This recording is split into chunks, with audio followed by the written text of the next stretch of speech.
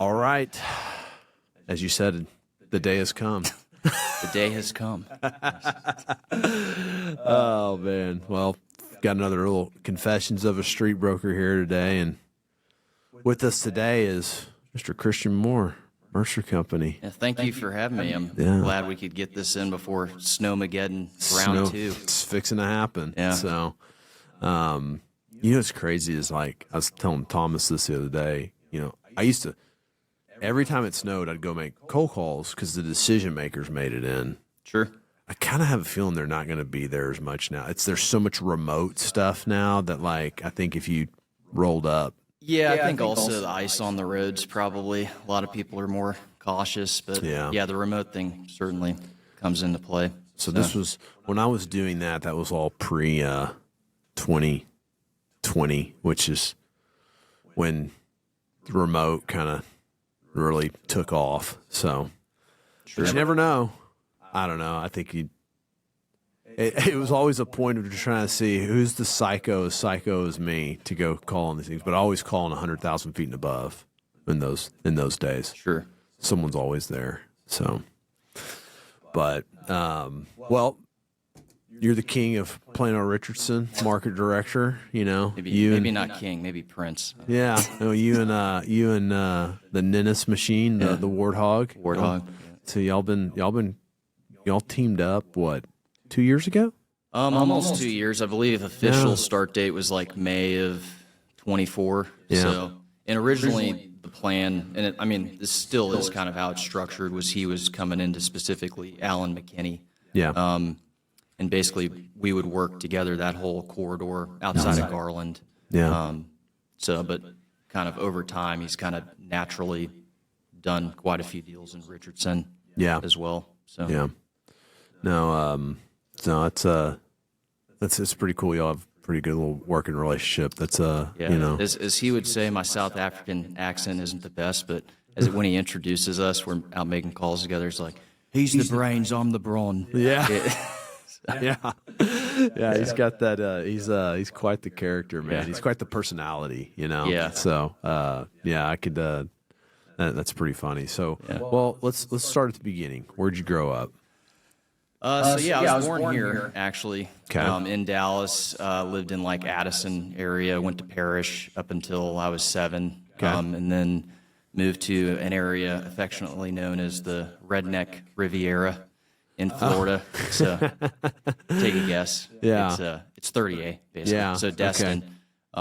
Ended up there like a lot. That's kind of like the Highland Park Riviera now. Sure. Yeah. A lot of construction, a lot of commercialization. I don't know how many people live there now, but when I was there, it was only like 10,000. So, and then in the summers and spring break, of course, that number quintuples. So I usually go to Rosemary, which is, I don't know what the equivalent of a quarter zip is in the summertime, but you should know what it. Like when I'm standing in line at a restaurant, it's definitely golf polo. Yeah, that or some kind of really expensive bathing suit or something. Like I'm standing in line. I'm like, I bet that guy does a commercial in Atlanta. I bet he does commercial in Nashville. It's just all.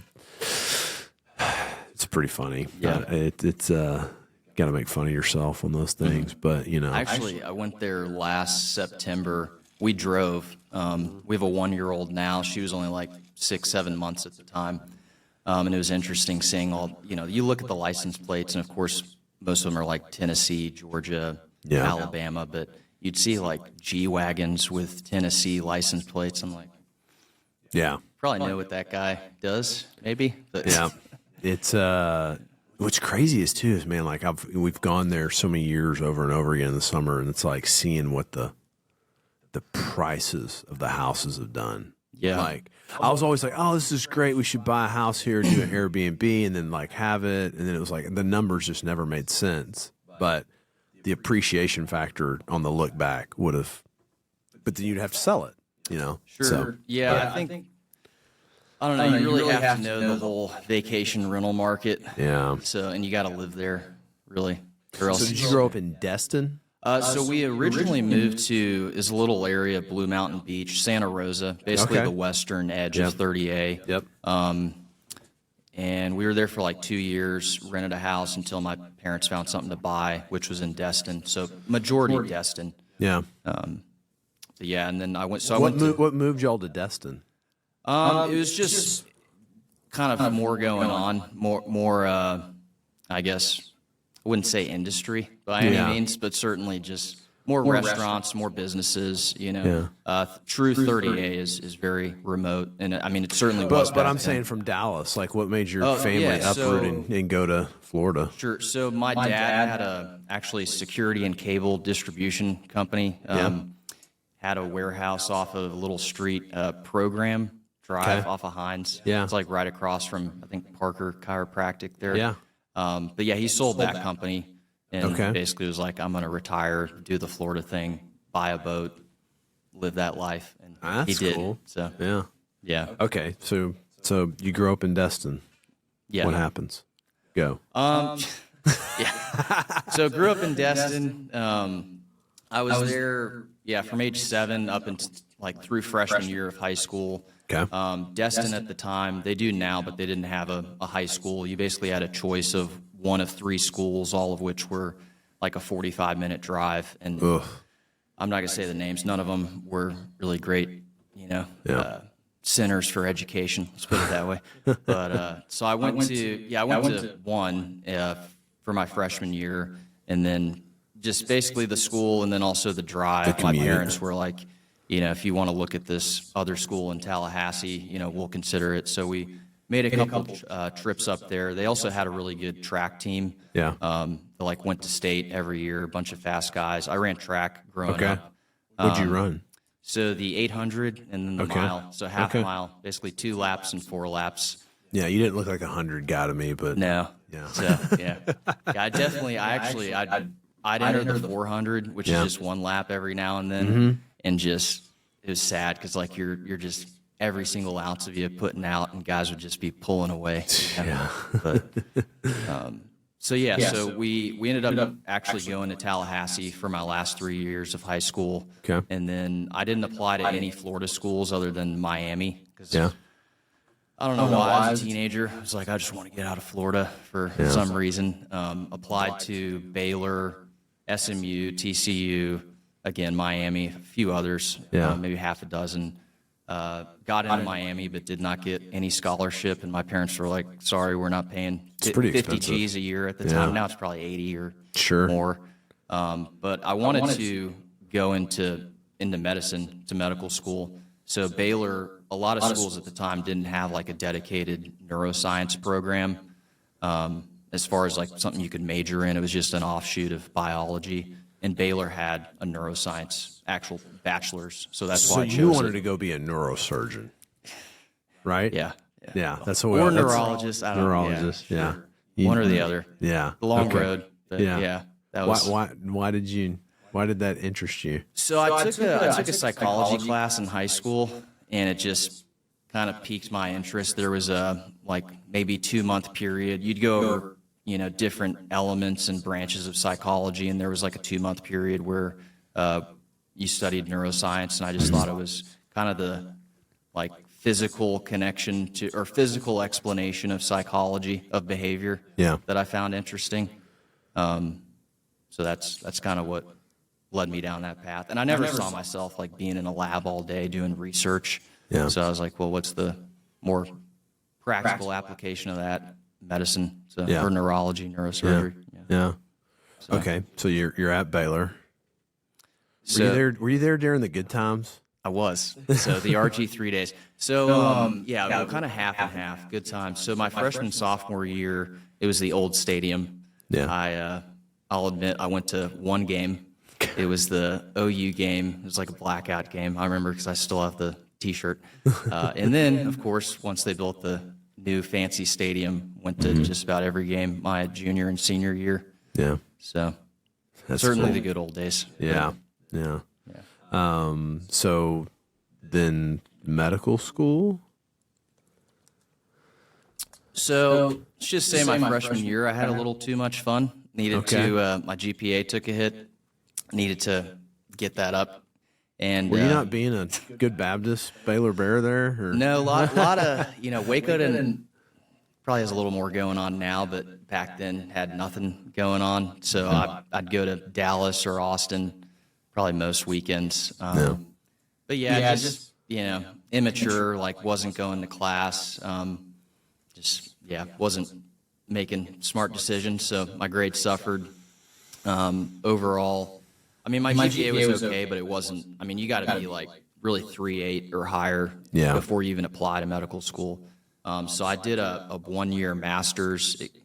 I basically shoved everything into 1 year, but at Case Western Reserve University, which you ask 99% of people down here, they don't know what that is, but it's in beautiful Cleveland, Ohio. So I got to experience that for a year. How did you figure out you needed to go to Cleveland, Ohio to do this? So talking to basically the Baylor, my advisor, he was like, hey, look, there's different things you can do to beef up your resume or your application for medical school. You know, you don't really need research or extracurriculars. You need to get your grades up, basically. Yeah. So you can go into one of these programs. UNT actually had one at the time, and you'll take, you know, X amount of hours, and then that, you know, you do well, that weight will apply to your existing GPA, and then, you know, boost your chances. So Case was one of those programs.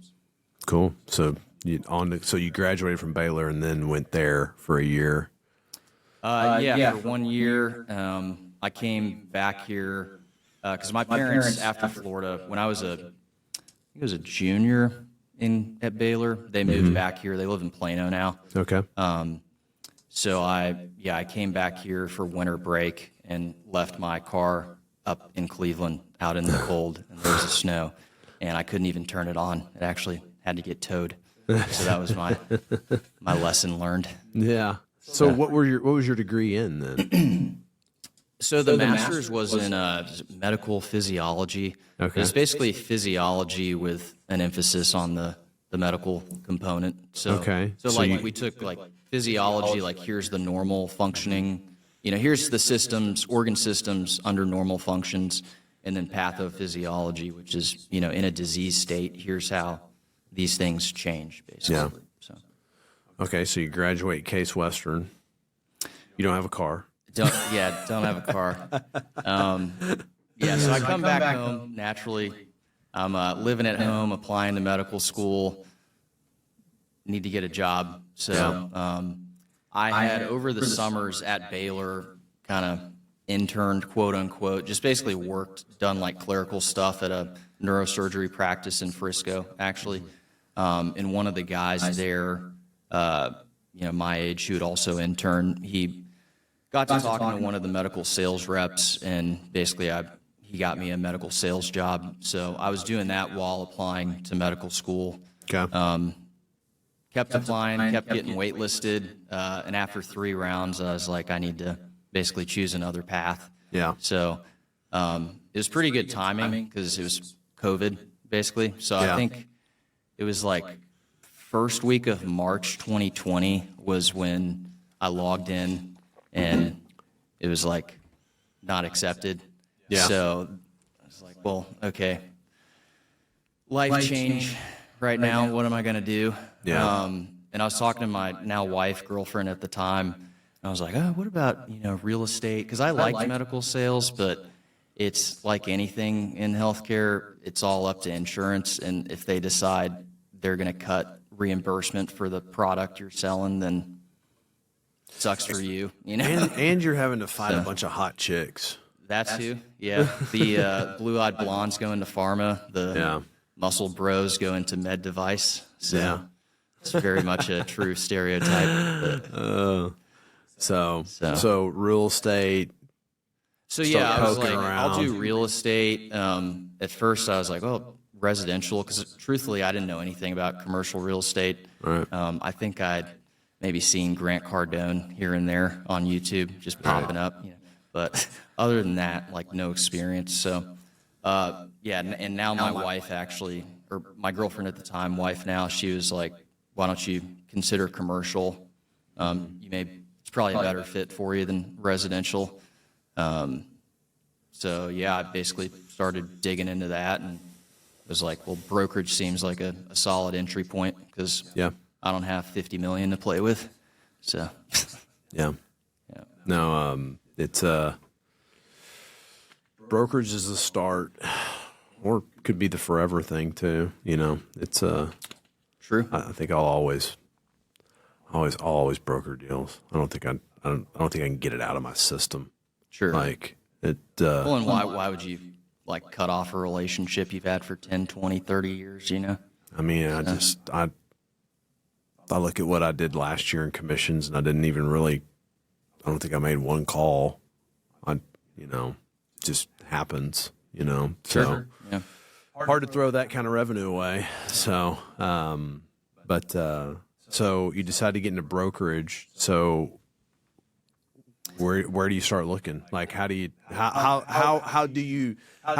made the decision yeah. now. How are you going to get there? So not a very novel path. I basically, I was on LinkedIn and we won't name names, a certain investment sales brokerage, one of the big two. That's right.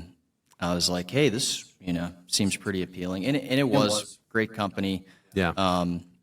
Worked there for a whopping 3 months, actually doing multifamily investment sales in your old neck of the woods, Lubbock. So I was calling people that I had never talked to, knew nothing about the area. I'd call, it was basically, secondary market, but really is like tertiary because I was calling on like Snyder and Big Spring. Oh yeah, you're getting real out there. Like areas where like there is such low inventory, but people from like the Austin office would call there, and then I would call the guy a week later, and he's like, "Oh, I just talked to you." Yeah, and it's like that's frustrating. Well, I'm a different guy, same company, but Yeah.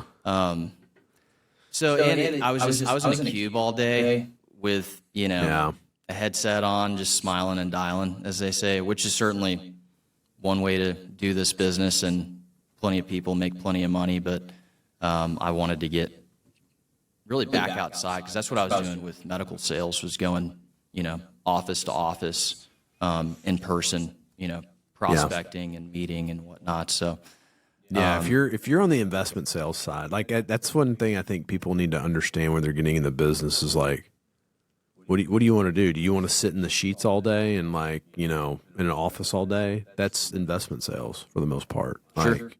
Nothing wrong with that. And that comes over to the same side on the principal side of things. Like some people just want to work on the assets all day long. You know what I mean? And so that's being in an office, and executing business plans like that. So it's not good nor bad. It just is, so, I've seen some people come to me and they're like, well, hey, I want to get into, maybe I want to do this. I go, well, what do you like? Well, I like to go out and meet a bunch of people. I'm like, well, you want to do investment sales because you're just blasting through. Yeah, exactly. Auto. You probably had an auto dialer, right?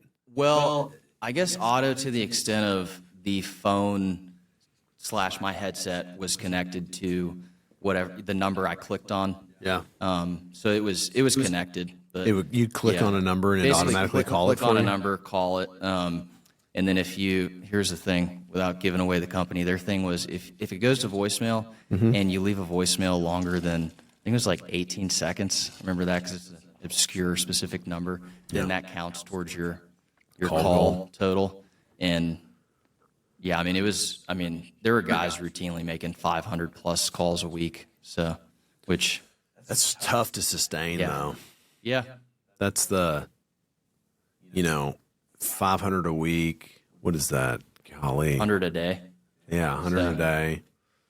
I mean, it's doable, but it's not sustainable, right? Like you got to taper off at some point. I mean, I think as you do more deals, like you're having 10, 30-minute conversations, not 130-second conversations. How many calls were you making a day?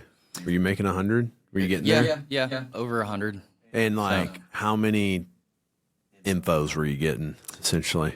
So out of the 100, maybe like 15 to 20. Yeah. So, and out of that 15 to 20, how many were like, yeah, I don't give a shit, hang up?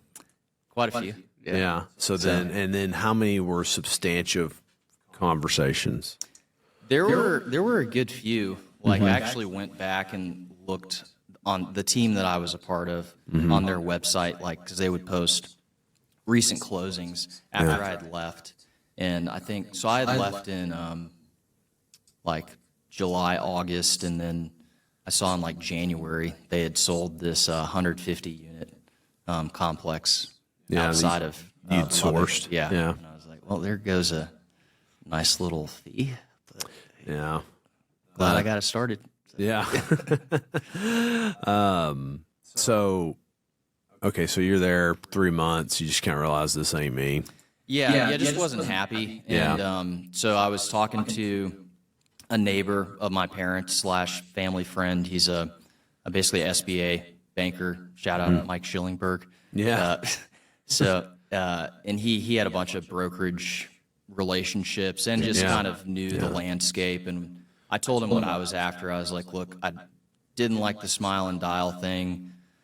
I don't necessarily want to go into something like kind of too corporate. I'd like, the word's overplayed, but something more entrepreneurial. Sure. And he basically said, you need to call, he said Lee and Associates, Mercer Company, and NAI. Yep. And so I did that. Then one afternoon I was calling, I think I called your brother and you, because at the time on the website I was like, do I call the president? They're both Mercer, Right.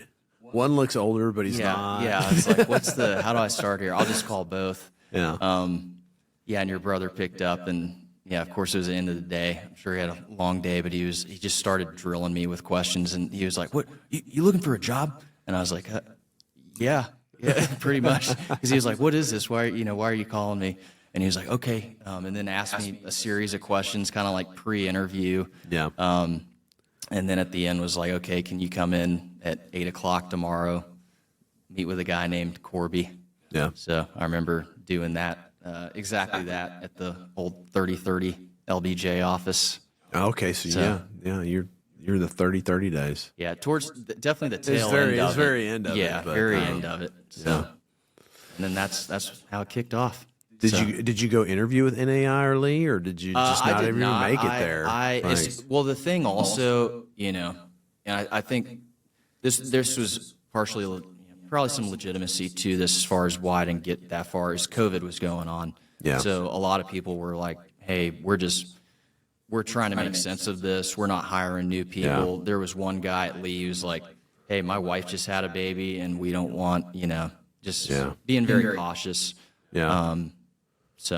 But the Mercer guys. But Mercer was like, come on. Yeah, exactly. We had the Mercer Company branded masks and everything. Right. So when I first started cold calling, it was like, with a mask on. So, yeah. And I remember William Lemasters, he had started like a few months before me, and he was like, yeah, man, if we can make it, cold calling with masks on, we'll be fine. Yeah. So what a weird time. Like, it sucks that came out of that or during that time period was gatekeepers used to be able to they kind of give you a reason why they weren't going to let you through. But with COVID, it was just like, hey, you can't come in. Sure. Here. Yeah. Like, okay. Like you couldn't argue it. Right. So that was an interesting time. I remember I showed a building that I had listed in Ennis, and this guy flew in from LA, and I toured it with rubber gloves on and a mask. It was the first time I'd left my house in 4 weeks or whatever, and my wife was freaking out. It's pretty funny too. So we're really good friends with our next door neighbors, and we had quarantined together, right? So we're all don't break the bond, right? Yeah.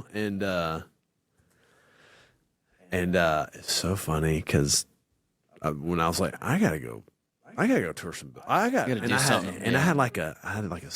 this building was like a 50,000 foot sale, and I had like a 75,000 foot tenant rep going on. I was like, I just remember I got up one morning and go, hey, I got to go look at some buildings with some people. Yeah. She was like, what? My wife was like, what? And so then we broke the quarantine bond. And it's funny, my next door neighbor, I think she was mad at me for a little while for doing that because I broke the band up. I was like, we just gotta get over this shit. So it was just kind of funny, like.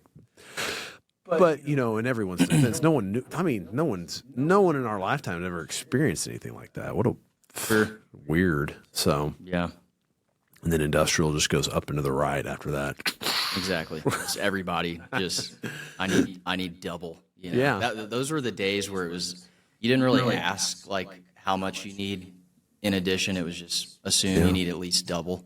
So not triple. You know? Yeah. So It and there was a surplus of inventory, and it was just so easy to do deals. It got in. Well, no one negotiated really either. Yeah. Because they're like, we got 5 other people looking at it. Okay, I'll just take it. Like, whatever. Cool. Sure. Like, Yeah.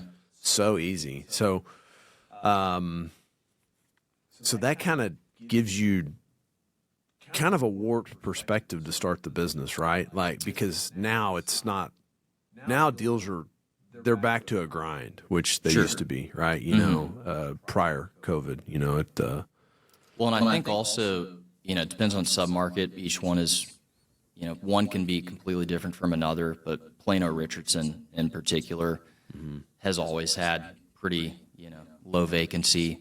You've got maybe, you know, if you're a bread and butter needing 10 to 20 dock high, it's like, hey, you got 3 options. Yeah. That's it. So, and this landlord's going to do this, and this is going to do that. And, you know, this one you want to stay away from entirely. Yeah. So, like, here's reality. Yeah. But, There's the reality. That's the, you know, I was running, what's crazy to me is the evolution of that I've seen is like when I started, people would move to save money. Like you've probably never seen anyone move, and I'm talking about 25,000 feet to 25,000 feet. Sure. There was a money savings. There was a monetary savings on rent to be had that was justified by moving the company. Mm-hmm. Do you think you've ever seen that in your career? glad you asked that question because I'm doing a deal right now. So not until recently. Yeah. But I'm working a renewal. Won't give any details, but they came out at 1050 net, and the client wanted to move anyways, just because there had been Friction with basically the landlord. neglect from the landlord. They had foundation issues. The roof of their office pod collapsed. Anyways, so they had already wanted to move, but we got a renewal back at 1050 net, and on the relocation option, I got it back last night, 795 net. So it's like, this is 25% cheaper. You know, Yeah. Why would I not move? Yeah. You know, and so I mean, maybe that's coming back into play because I think, you know, people have a lot of landlords have been getting high on their own supply, if you will. Yeah. It's like, Yeah. like I see 1350 net in Richardson for, 20K dock high. It's like, you're not going to get that. Like, unless some corporate, and I think that's why a lot of like out-of-state tenants, and there was that drove of migration over COVID, but that's not 10% of what it Tapered was. off. Pretty So, heavy. Yeah, so it's like you can't really factor that into the expectations versus, again, reality are as wide as ever. So That's like I was fixing, I've got a couple listings in Brook Hollow, just some legacy clients that I'm putting out, and I was like, for one of them, I was like, hey, the market, the available competing options is going to tell me we should be at 850 to maybe 1050. I go, you want to get this done? He goes, yeah. I go, 650. 650, man. Like, I'm telling you, like, these buildings all have issues. Like, it has to be attractive for some reason. And I have another building down the street, and this is not your typical Brook Hollow building. It's like, 24 clear, more of a traditional distribution building with a truck court, and I was like, market would tell me that this is an 1150 building. And I was like, you want to get a lease? He's like, yeah. I go, 850. So much inventory down there right now. And so but what happens is there's been such a rut, and COVID did this a lot, it started pre-COVID, but COVID accelerated it, was the capital flow into industrial. And what COVID did to accelerate the capital flow to industrial was the profile of capital where they used to go buy a $100 million office tower, aren't buying a $100 million office tower. They had to hit a real big pause button on those things with COVID. Because they had no clue what the state of office was going to be. Yeah. So this, they just followed into, industrial. And so then what's crazy now is you're seeing capital flows came from, man from a foreign land buyer, right? Like, I looked at the international plant in Garland on Forest, the big site on Forest. I remember when it was fully operational when I used to call out there or, do deals out there and stuff. And so I always just call it the international plant. But I think Link owns it now. But prior to Link buying it, it sold during like that COVID time frame, late 2020 or something like that. And I looked up the buyer, and they were in Manhattan. All they owned was office towers, and I was like, and they were buying this big old hunk of metal, And I was like, man, this is. And now, even fast forward, right? Like, a lot of my deals were iOS deals because I was on Irving Boulevard all day long. And then South Dallas, there's a lot of buildings and land. No one would look at those things. Sure. Like, it was all individuals buying them. Yeah. Didn't see any value there. No. And then me and a partner of mine, because I was like, hey, you're a trucking company. You understand these. Let's go buy more of them, And so now you've got Goldman Sachs, JP Morgan, sovereign wealth funds. They're flipping them too. I'm like, what else is there to be extracted out of it? Dude, I don't know. Yeah. It's that market. There's probably half a dozen business parks under contract just in Richardson right now. Yeah. It's like, okay, like. Well, the problem with that, what happens is these capital groups sell downstream to their equity. We can achieve these rates. But if you can't achieve those rates, all you have is a really pretty spreadsheet. Yeah. And and they don't ever want to take the L on it. They don't want to take the, hey, I know we underwrote 1350. Market's telling us 950. Let's just plug the hole. You know what I mean? But they rather sit on it. They'll sit on it 2 years for as long as they can. And I'm glad I don't have a shot clock or a gun to my head like that. But it was, that's a real. Well, what that does is it allows like the two landlords I described to you in Brook Hollow, where I was like, hey, here's the pricing. Sure. It allows you to beat all those guys. Yeah. Because there was 30 competing options. I was like, you've got to separate yourself. I think and again, I'm not institutional underwriting these deals, but my understanding is it's like, hey, we got a 5-year hold. It's like, so you can't afford to, take a discount because it's like, hey man, I have to be within 5% of this number that we underwrote. And then, because then we're going to sell it in 2 years. Yeah. So, or they might have a fund life. Yeah. Hey, we got to round out this fund and in our investment period, and then after that, we've got 5 years of fund life, and then we have to start selling assets. So you got to get it done at that number so we can go portfolio and sell it. So sure. So I think that all leads into being able to explain to your client the motivations of a landlord, right? If you can articulate, because I used to lease, I swear, I think it was probably 2012 or 13. I was like, man, if there was an award the Wiley brothers gave for tenant rep, I think I would have earned it. Yeah. I think I probably jammed 10 tenants in their building. Well, they made it easy, Well, they made like, hey, come by, pick up the key, there'll be a floor plan, right? Ready for you. It's like, and we're at the bottom of the market. So. And they paid 4.5 on the gross if you knew to ask for it. Sure. But the expectations were really easy to set because I would walk people in there and I'd be like, hey, this is it. They're like, man, why don't these people clean these things up? I go, look, they'll do paint and carpet.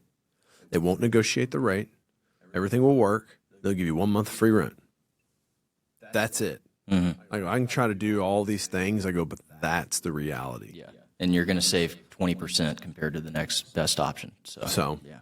And they're pretty functional buildings, you know. I mean, they did a good job of having some pretty good little functional spaces. Yeah. I got real close to buying one of their old projects last year, and you know, big brokerage in town marketing it. You know, it says it's 14 to 16 clear.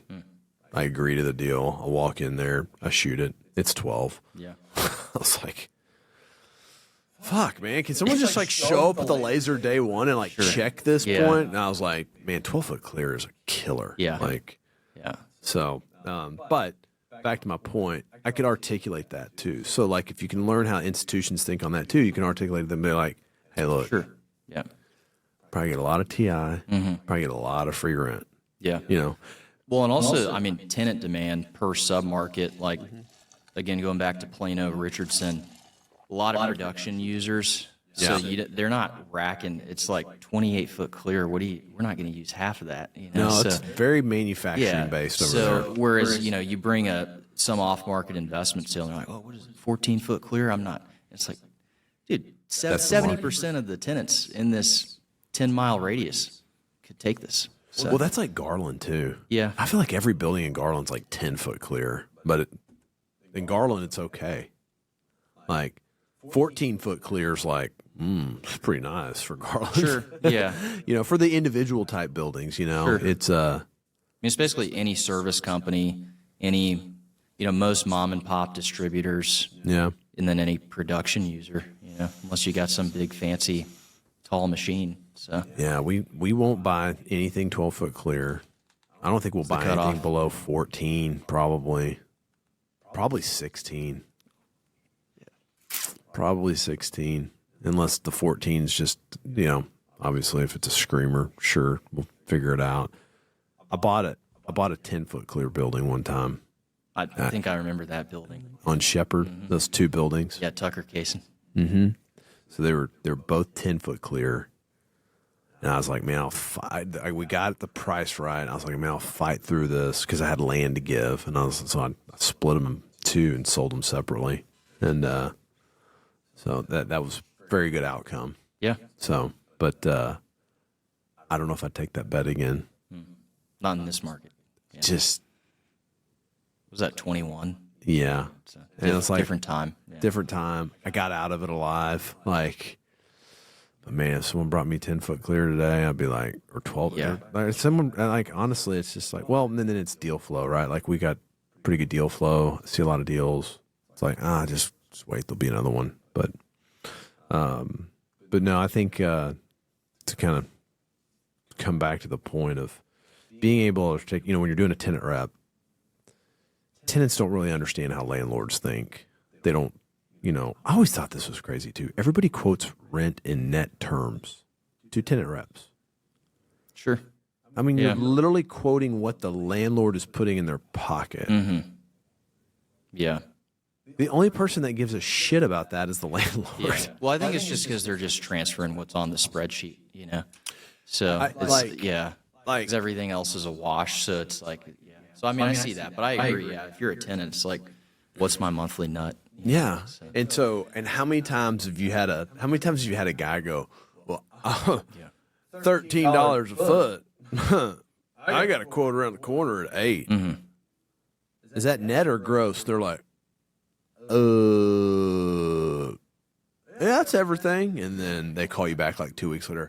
Hey, so yeah, we're really like $13 a foot with all the OpEx. Yeah. I mean, that's a very common, you know, when the prospect likes to tell you what such a better deal they got without you, but they don't know how to do the math. So I feel like again, depends on the submarket, but I don't run into that too much anymore. I feel like maybe because so many people grew over COVID that they got a bit of an education. So you kind of quit. It still does happen, but well, and you're more mature in your career too. Like you don't have those guys showing up in year 10 because you just ain't working on shit like that. Sure. Yeah. You know what I mean? You're working with people that probably understand more of the fundamentals of what's going on. Yeah. So, Well, so you got to make some pretty interesting cold calls during COVID, I assume. So, or any. So I always like to ask, like, what's a funny cold call story or unique one, or just, Sure. or shitty one?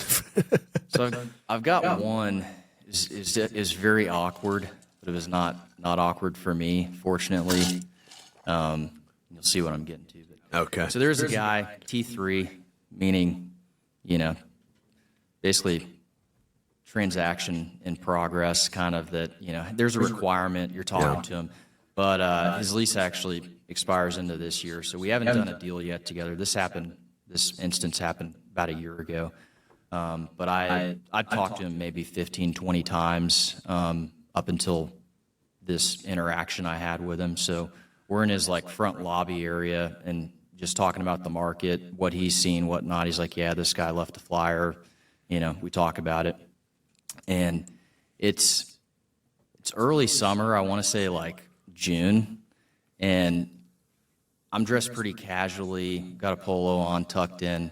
I see out the corner of my eye these two, and I look pretty young, but I'll say young kids walking up, and I'm like, I don't think they're selling life insurance. Yeah. I could just kind of tell, I think these are Other commercial real estate brokers. Yeah. And you always wonder, out making cold calls, am I going to run into people? And you do at a gas station or something usually, or you see them leaving when you're about to go in. But so I'm like, this is about to get fun.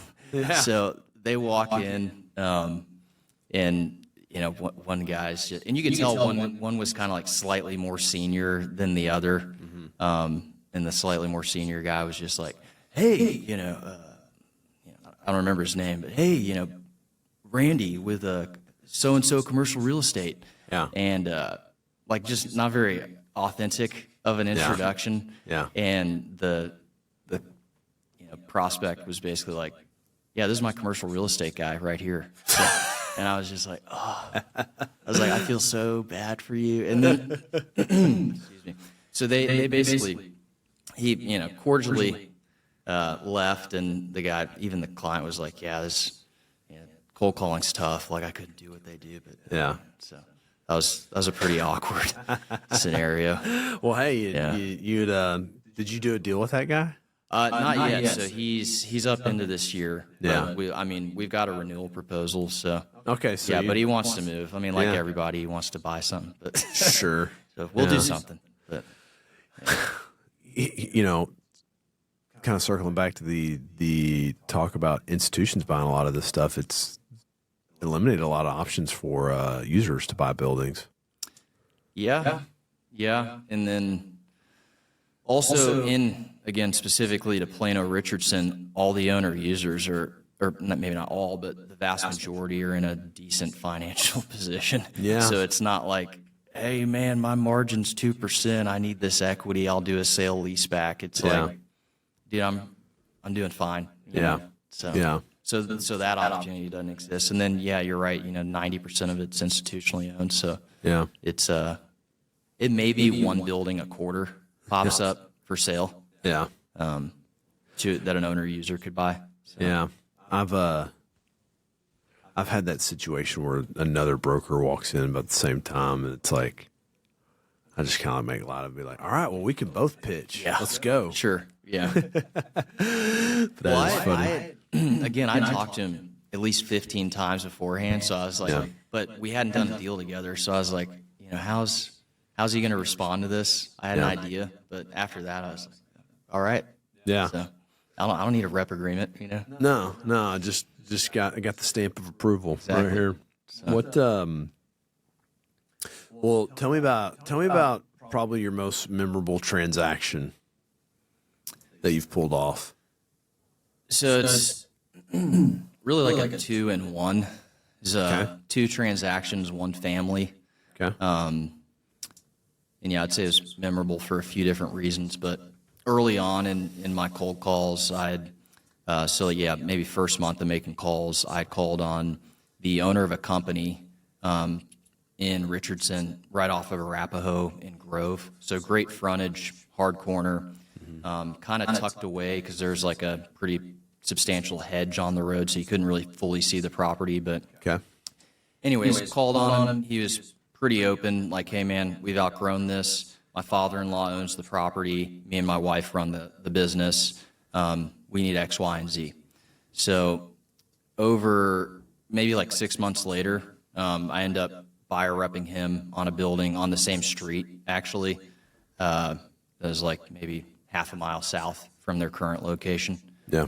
And then naturally, I was like, what are we going to do with this now vacant building? Yeah. Right. So he had to be the owner, the dad, father-in-law, had to be at least like 75, if not older. But he still maintained the property, would do like all the landscaping. It was basically kind of like a hobby, so to speak. But yeah, all the maintenance. I don't think he got on the roof or anything like that, but spent a lot of time there, and it was his baby in every sense of the word. So, but two things: one, he wouldn't market it, wouldn't list it, and then also this building was not on CoStar.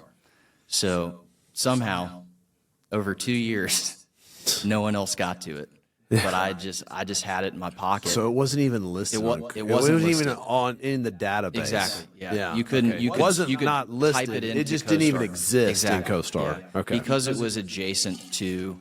It was basically on the north western edge of the. But I thought their data was really accurate. Sorry. Yeah. I just love that jab. Agreed. They don't sponsor me or anything. Agreed. So like, Be a heck of a sponsor right there. yeah, right. I should call them up. Be like, so. Anyways, so 50 G's a month minimum. yeah. I mean, give me something. Like, So, anyways, he was nice enough to be like, "Look, here's my price. I'll sell it at this."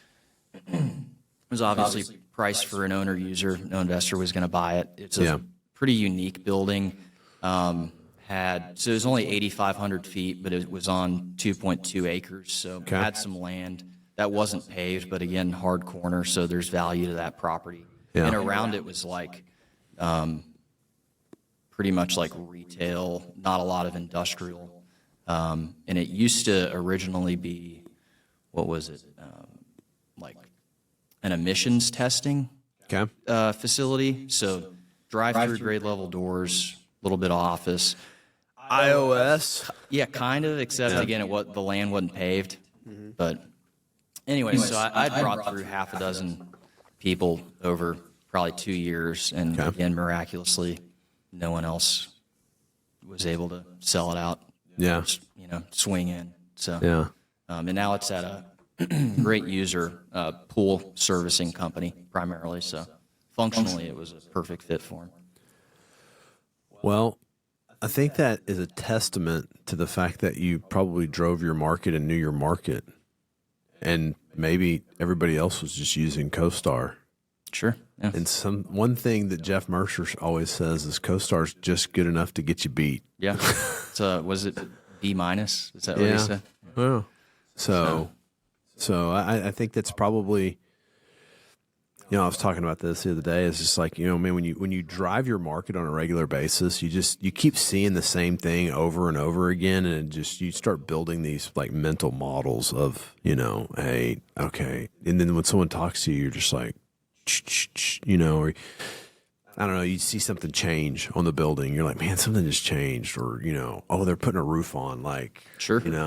What's going on? And, so. Well, it's interesting, too, like with the roof, it's like there's one landlord replaced all their roofs like last summer, owns probably 10 business parks or so in Richardson. And you're talking to the tenants, and they're like, oh, yeah, our roof was just replaced. And then I was talking to another one in another building. It was like, hey, your roof's probably about to be replaced. Your OpEx about to go up. So, so anyways. Did that property, I think it did, that was owned by the Richardson ISD, that flex park, did that sell? It did. I drove, talk about driving the market, like yesterday or 2 days ago, and it's now going to be some kind of retail mixed-use thing, which they're trying to do with, I think 2019, there was a PD rezoning for Sherman, interurban, that whole stretch. So I had that under contract. Mac Morse brought it to me as soon as they got the assignment, and we put it under contract. And, the big thing there was they would allow, that was such an example of like a city, not really, like they kind of punished the school district is what they did. Mm-hmm. And, they made it to where, they're like, well, if you lose your zoning, if you lose the use, and the use wasn't like on the use table. Mm. It wasn't if the use was on the use table as a permitted use. It was if it was a plumber had to go in. Mm. Not if a plumber or an HVAC or electrician could go in there. It had trade. to be a specific trade. Yeah. And then on top of that, if you ever rezoned it to a use that falls within the new PD, it's never going back. Mm. And the school district had zoned like half the building's office or put them as an office use. So they eviscerated their zoning. Yeah.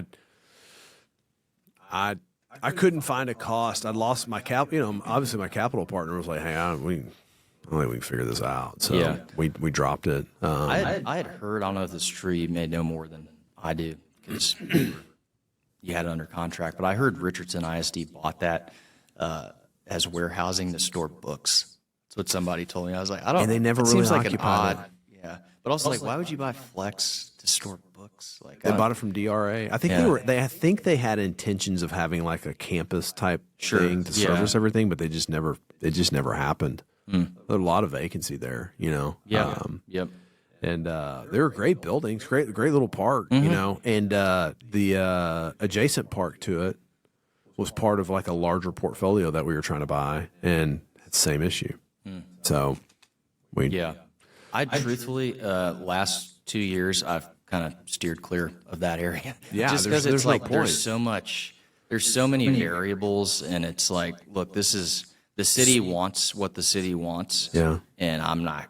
Little old me's not going to try and influence that. No, it's not worth it. They think they're going to get Legacy West in 5-10 years. Good luck. So it's not happening. Not happening there, bruh. Yeah. No. So, anyways, that was a very interesting situation where cities are their own challenge to deal with, but it's like when they're dealing with their cousin. Sure. Yeah. that was kind of what was interesting watching it play out. So, okay, here's a new question I like to ask. I asked it the other day. Okay. Have you been fired from an assignment before? I have. Ryan and I actually got fired from one. Yeah. Would have been like last September or something. Yeah. And we had a rep agreement.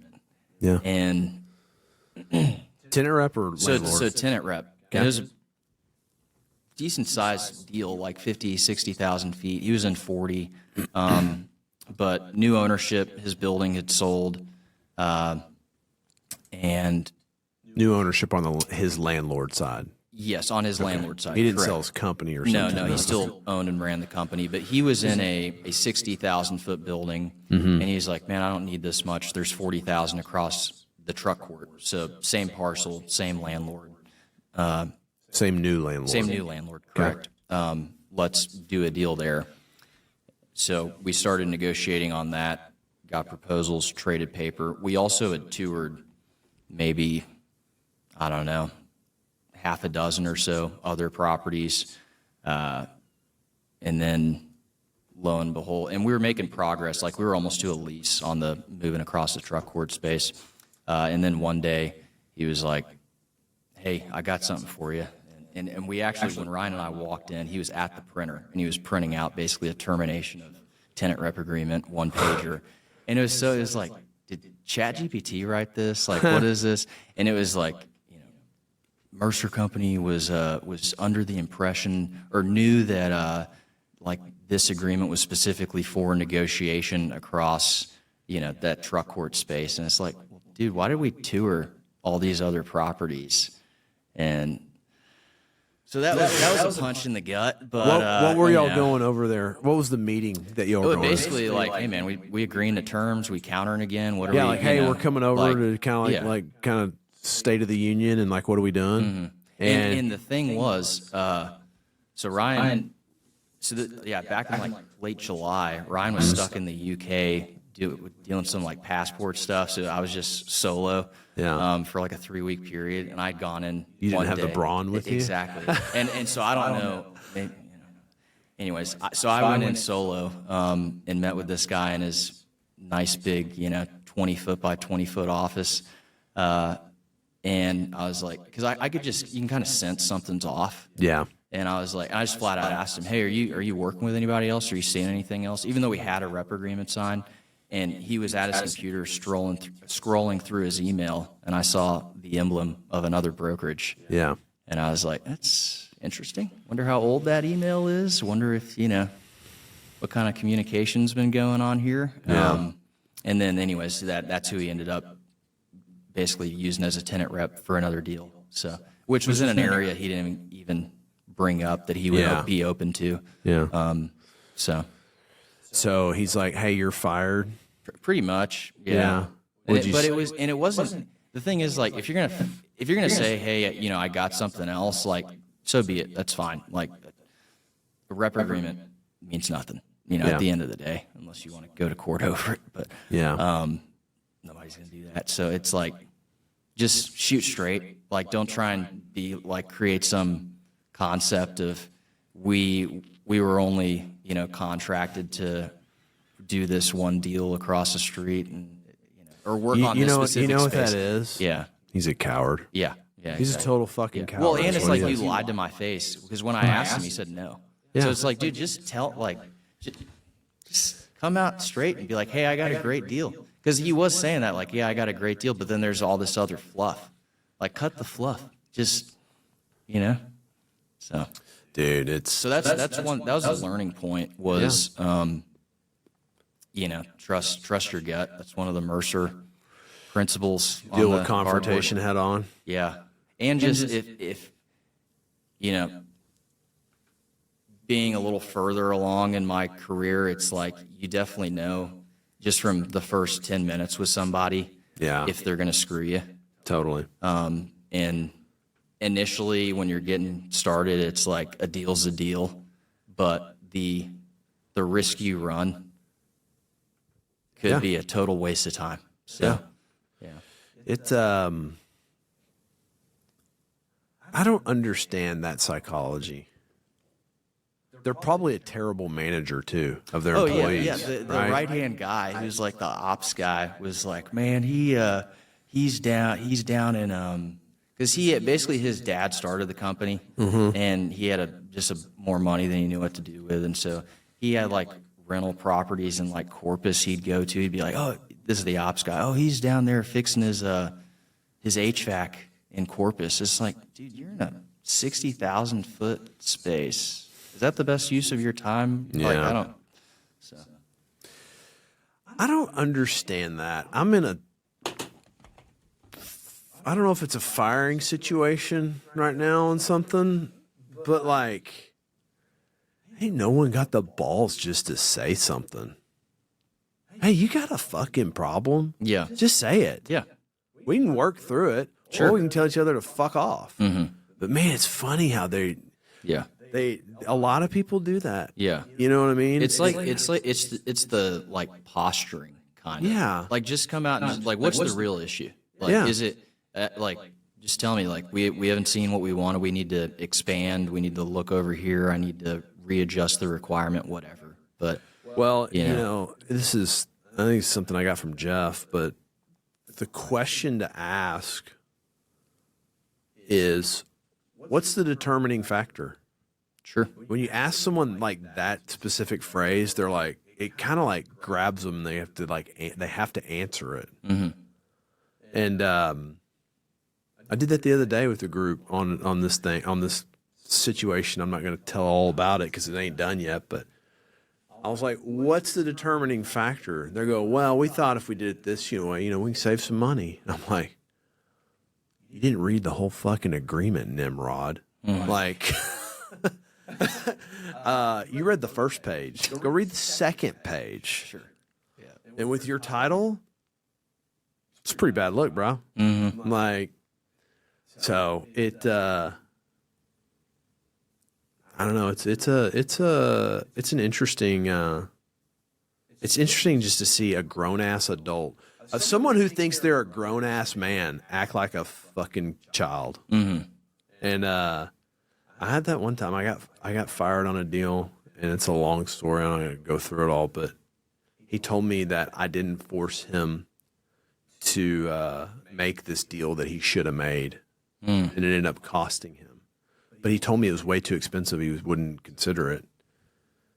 I go, hey, man, aren't you a grown-ass man and you make your own decisions? Or you need me to make your decisions for your company? He was like, whoa. He got so mad. I was like, fuck you. Yeah, You've already torched Yeah, it's this. like, you want to torch this? I'll show you torch. Yeah, I was like, aren't you a grown-ass man making your own decisions? Or you need me to make your decisions for you? Yeah. Oh, he was like, oh, how dare you? You know? I could kind of tell, too, he was Asian, so I think, kind of like really... deeply personally Yeah, offended. I think they really take offense to those things. Yeah. I really had your manhood come into question. Yeah. But I don't know, man. That's I've always kind of said too, like if I don't know how much longer I could offer this as an olive branch, but I'll fight you for it. Like literally fight you. Like if you want to like just save the money, you can take 5 minutes alone outside and ass whip in the front yard. I'll do that. Yeah. No one ever wants to do that though. What is that? Mutual combat? Jeez. Isn't that like a thing? That's like a law, right? You can go to. That sounds like a, I don't know, legal term or something. So mutual combat. Yeah. But at the end of the day, you'll have those situations, but most of the part, they're always good experiences. You create some really cool clients in commercial real estate, and Yeah. But that's life. That's life in the big city, man. That's that's business. People, As much as I think brokers get casted as wheeler dealers sometimes, the operators are a lot of that quite often. So well, it's like, yeah. I mean, how many guys can you, to your point, now in your career, you can kind of walk in and be like, oh, this guy's going to run. This guy's running everyone around. Sure. Yeah. I almost think there's almost like, I want to almost say like a mental. Tell me what you think, Mr. Brain Surgeon, neuroscience. So, isn't there maybe like a mental condition for some people that want to like just kind of like play this fantasy of, I want to buy a building one day, and they're never going to do it, but they want to like.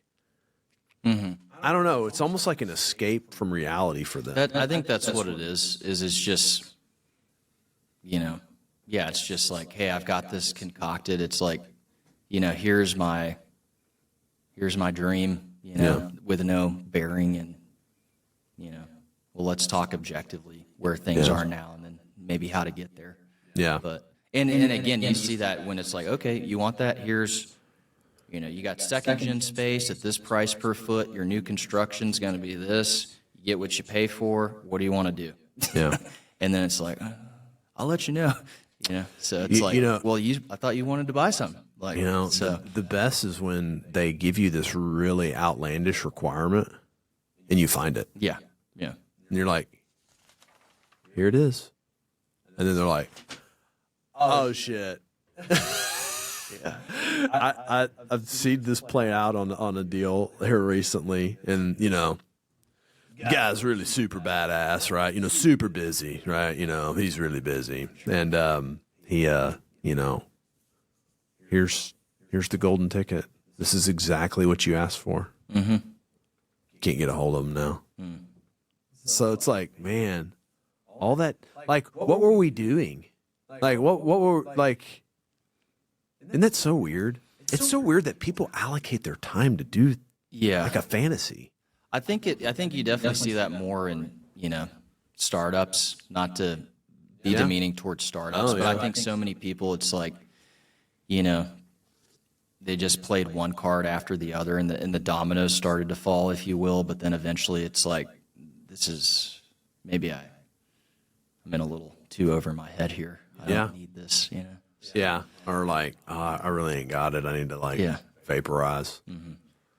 frustrating because it's, Yeah. you know. But again, I mean, a lot of times you can kind of sniff that out pretty quick. So well, you've got to you have Yeah. to have been burned on it before to sniff Yeah. it out. Yeah. You know. So, well, okay. Something I always like to ask: what's something about Christian Moore that most people don't know? So this is somewhat of a recent development in the last year or so. But I said I grew up running track. I'm now a marathon runner. Did you run one? I ran 2, so I feel like that's the Not 1, threshold. 2. Yeah. So I did a half like 2 years ago. And You're then like, the 13.1 sticker ain't for me, yeah. right? Well, I'm dropping back down to halves now, but that's another discussion. So, but I was like, I want to do full, and I want something exciting. So, and I had applied for Chicago on the lottery, the Chicago Marathon, 3 years in a row, and it's like each year, your chances dwindle, just because so many people apply. Yeah. And the third time I didn't get in, I was like, screw it, I'm going to do a charity. And so I had to raise $2,100, but I did that. So they let you in if you raise money for the charity to run it, like a sponsorship. Yeah, there's in a way, various almost. charities, and each charity gets a certain number of running bibs or race bibs. So it's not like there's still a limit, but it's basically a, hey, if you'll Pay to pay play. us exactly Yeah, one way got or it. another. So a lot of that was just a tax deduction for the Moore family, but but Had a good year. Yeah. Need some write-offs. yeah. But anyway, so that was my first with Chicago, and then last year, so this past year, so 2025, I did Chicago, but December of 24, I was supposed to do Dallas. I got a horrible case of the flu like the week before, couldn't do it, but then signed up again. So I was like, well, I'm double stacked. So I did Dallas this past year, and it was absolutely freezing. I wore a beanie up until mile 20. I thought from my research online, it was like, oh, you'll probably throw it off. Like I just chat GPT'd it. You'll probably take it off in the first 3 miles. But yeah, it was like, I think felt like 21 at the start, and it was like 15-mile-an-hour winds. So running around White Rock Lake. Yeah. So it was it's pretty miserable. But So you're not going to go back? Just go halves here going forward? so I need to work on my speed. Oh, okay. So that's the. What'd you run it in? So I did Dallas, which is a significantly harder course than Chicago. Topography or something? Yeah, a lot of hills. Miles 18 to 20 are like mostly uphill coming back, going west on Gaston. But I did 3:38 for Dallas, which was What is a big that? Like improvement. 8:19 per mile. That's pretty good. Yeah, it's not bad. I mean, the big threshold as far as like big dogging is sub 3. So that's what several years in the future. But that's like a runner's lifetime achievement is to say you went sub 3. So that's one day. So you're going to go back, or you're just going to run halves right now to work up I'll run. towards? I think I'll run halves right now, and then start doing more like speed work, like mile repeats, that kind of stuff. So, I think I was a senior in college, and Jeff was like, "Hey, let's run the White Rock," and I was like, so we'd never ran anything like that, so we split the half. We did the relay, and dude, flew in from Lubbock, got the flu like on Friday, Yeah. and I was like, I just slept Friday to Sunday morning, but I still ran it. I did okay, but like, man, I was like, Yeah. I just did all this training. I was just about to say, that's the thing is it's such a double-edged sword because it's like finally the weather is ideal for racing long distance, but then it's also cold and flu season. So I used to love running, and like I would go run like in the heat of the day. I loved the heat of the day. Like, and now I'm just older. I think it's like I don't know, I don't run anymore. So but summers are pretty brutal. Obviously, you gotta, we had a park next to our house that had that like red clay looking track. Sure. I enjoy running on that. Yeah, it's But better running on for your concrete- joints. And running on concrete's like, ugh. I almost think a marathon is not as much cardio as it is conditioning the body to take the impact. Exactly. Yeah. Like after Chicago, my first, that's what I learned was like, man, I need to minimum 2 days a week do legs, like heavy squats, calves, like, cause like your lower legs are mostly, I think it's like, I don't know the stat, but it's like, multiples of force per body, per pound of body weight going into your calf with each step. So, Yeah. yeah. No more marathons for me. I'll take a walk. Yeah. About 2 miles. It's about max for me. There you go. But I'm exerting all my energy in jiu-jitsu. That's there's I don't. It's a little too risky for me.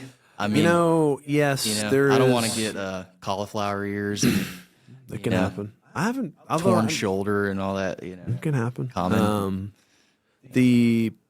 Those are very extreme cases. Sure. Well, cauliflower ear, I'd say it's a 50-50 shot. Yeah. I got real close to starting to develop it, but then that ear didn't get smashed again for a week. Yeah. I got smashed this morning though. I was kind of like, ooh, that might have been, that might have done it right there. The tearing your shoulder, tearing your knee, like honestly, it depends what you're trying to do. Sure. Like, well, that's the thing, knowing your partner, right? Yeah. Like if it's some random guy who had a bad day and wants to take it out on you. Yeah, no, where I go, there's a lot of guys my age, so everybody's Knows each other. Tap quick and tap often, right? Like, like my partner I roll with every day, he's probably 10 years younger than me.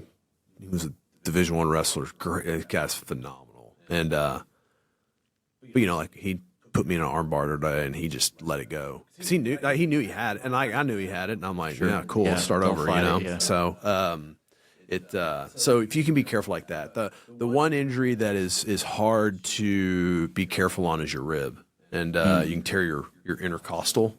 Oof. Yeah. Man, I ain't never experienced pain like that before. Yeah.